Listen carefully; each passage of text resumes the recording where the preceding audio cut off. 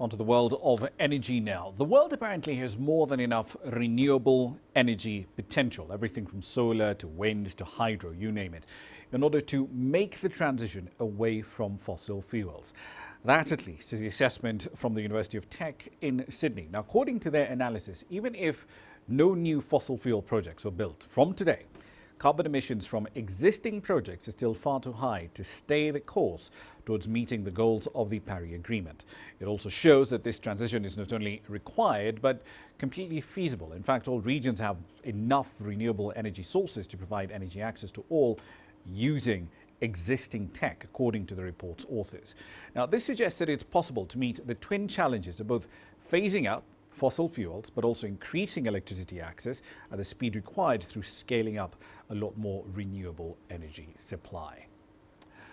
All right, then, so let's explore this topic in a bit more detail. Landry Ninteretse is the Africa Regional Director at 350.org. He joins us now from Uppsala in Sweden to explore this topic in a bit more detail. Landry, some will look at this report and say, look, that this radical shift away from fossil fuels just can't happen in Africa. They would argue that we need a more pragmatic approach that addresses energy security, economic needs, and the question of affordability across the continent. What would you say to those critics? Yeah, good evening, and thank you for having me.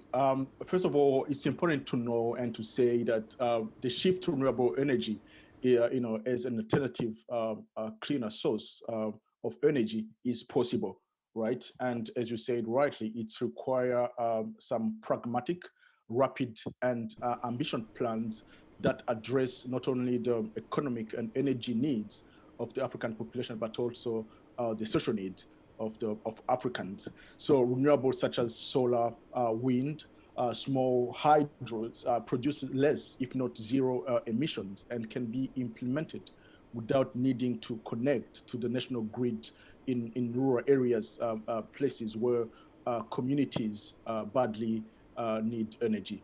So just to say that renewable energy, which is just, equitable, in form and output, has the potential to unlock African potential citizen and their ability to work and deepen livelihood and advance well-being, as well as supporting a home-grade development agenda, which is set on African terms. But where then does that leave countries like Tunisia, where, for example, I believe 97% of their power comes in from natural gas, or South Africa, where at least 90% of their generation capacity is based entirely around coal? Because collectively, African economies don't produce as much emissions as, say, Western Europe, the United States, or China for that matter. Isn't there an argument for a slightly slower phasing out of fossil fuels?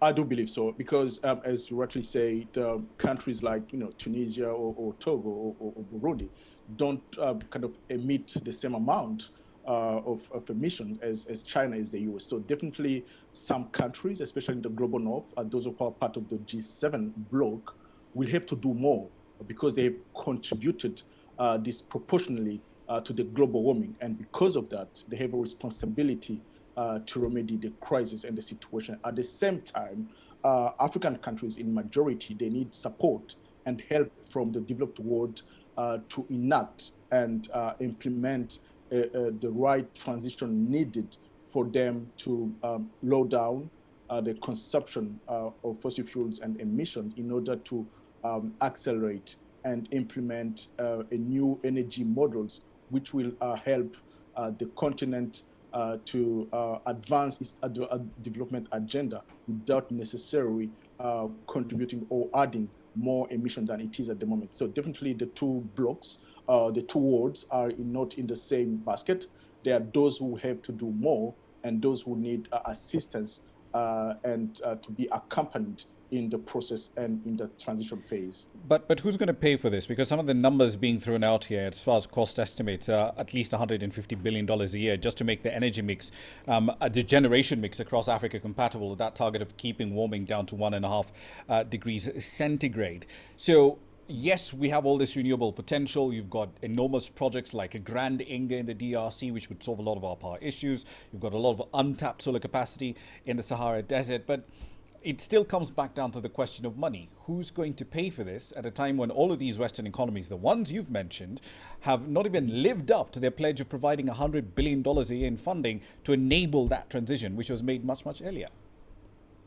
Yeah, I remember that when that commitment was made back in 2009 at the Copenhagen summit, committed to provide $100 billion dollars to advance and address the crisis. So I think the pressure is still needed. I mean, the issue of money is definitely at the center of the debate. And again, as I said, it's the responsibility of the developed world to fund and put the money on the table and to honor not only the previous commitment, including those that were recently made, in order to meet the cost of adaptation and mitigation.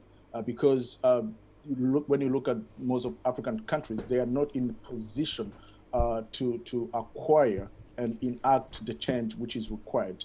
That's why we say those that have contributed mostly to the global warming as a historic responsibility to fund the transition and to accelerate the change that we'd like to see happening in most of African contexts. So it is imperative that the G7, for instance, invest in shifting their economies away from a dependence on fossil fuels, at the same time help African countries to put in place and implement adaptation and mitigation strategies and plans that address the triple areas that I mentioned: economy, the energy, and also the social needs.